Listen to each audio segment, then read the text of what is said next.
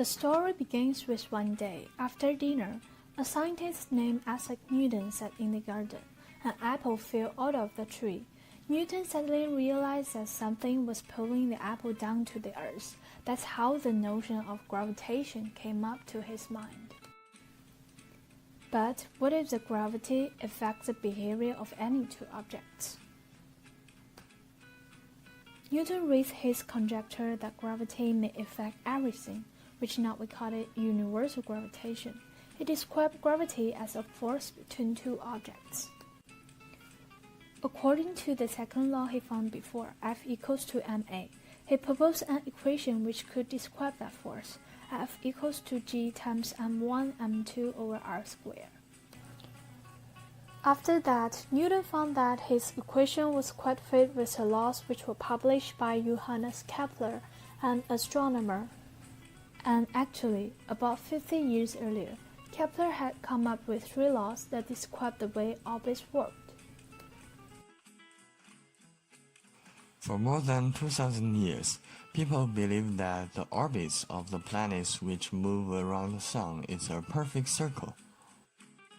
But by observing the data of Mars that his teacher Tycho measured, Kepler found that another shape, the ellipse, works a lot better. An ellipse is a kind of like a flattened circle, and it has some special properties.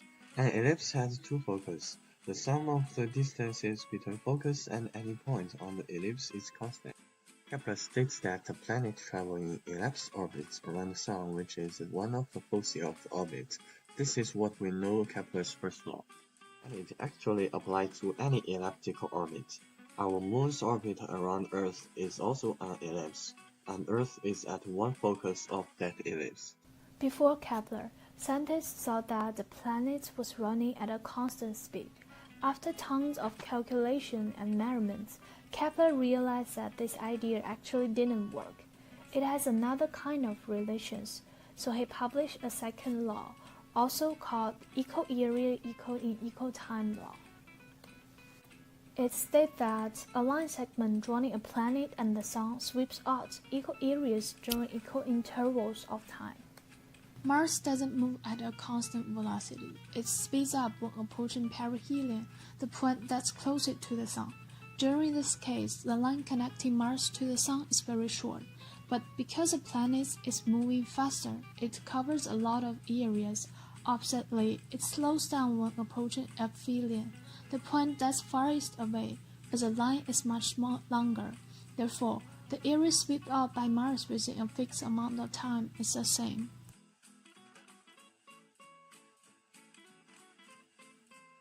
Kepler was not satisfied with these discoveries. He continued to calculate and observe for around 10 years, and published the third law in his book. The squares of the revolution of the planets are directly proportional to the cubes of their mean distances from the Sun. The equation form is the longest radius of a planet's orbit cubed divided by the period of a planet's orbit squared is to k. According to Kepler, this ratio should be same for every single planet. However, he didn't find the value of k. Back to the law of gravitation. Newton found that his law was able to derive Kepler's third law and calculated the number of k. Newton assumed that the force from the Sun to the Mars can be determined by centripetal force.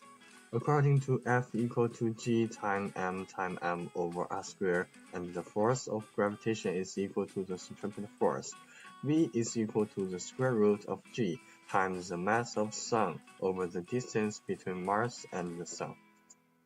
From the equations of circular motion, the V of Mars is equal to 2 times pi times the distance between the Sun and the Mars over the period of the Mars.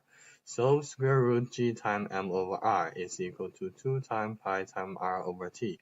So r cubed over t squared is equal to g times m over 4 times pi squared.